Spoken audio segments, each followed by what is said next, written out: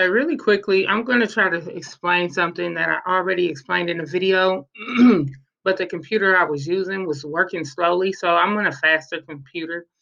So one thing I did is I'm going to go back.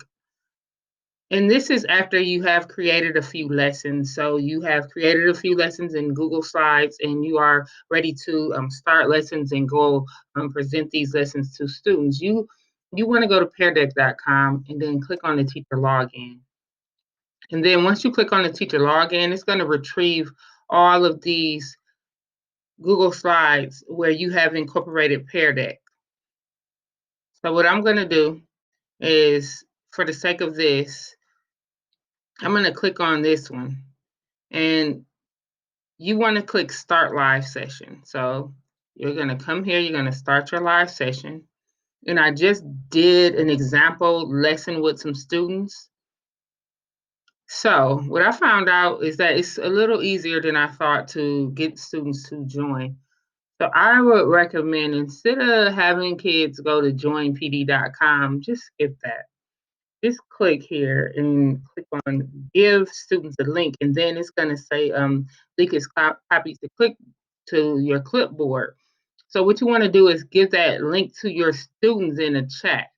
So you could be in the middle of a Google Drive, in the middle of a Google Meet. So you can just put that in there and students will just automatically pop up.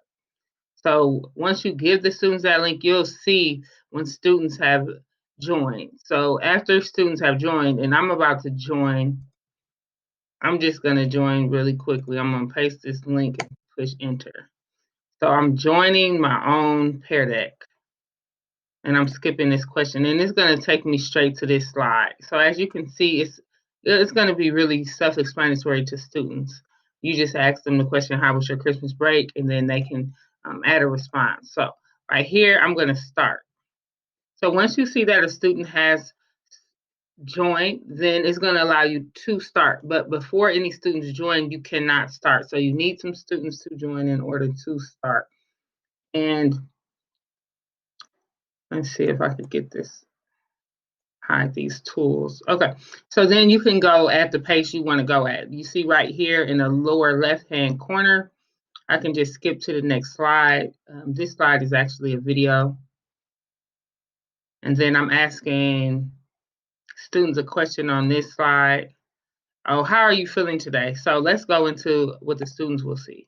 So this is what the students will see for this slide. So I'm gonna go red and I'm gonna go, I'm feeling the best. Okay, so you see how easy that is to use, and it's really good for students and interactive and things like that. So another thing that I found out is when you end the lessons, let me move my camera because it's in the way from some important stuff. I'm gonna hide this stuff. Okay, so you can click on show responses so that you can see now what the students are picking as you're going through your lesson. And it says lock screens. I don't know about this feature, but I'm pretty sure it's to lock the screen so students can stay on the screen you want them to be on. So I'm going to end it, and this is important. You want to give it a name. After you end it, I want to say E. And once you put a name in there, it's going to give you an option to publish student takeaways. So if you don't want that, you can uncheck it, but always check that because you do want the student takeaways for data purposes.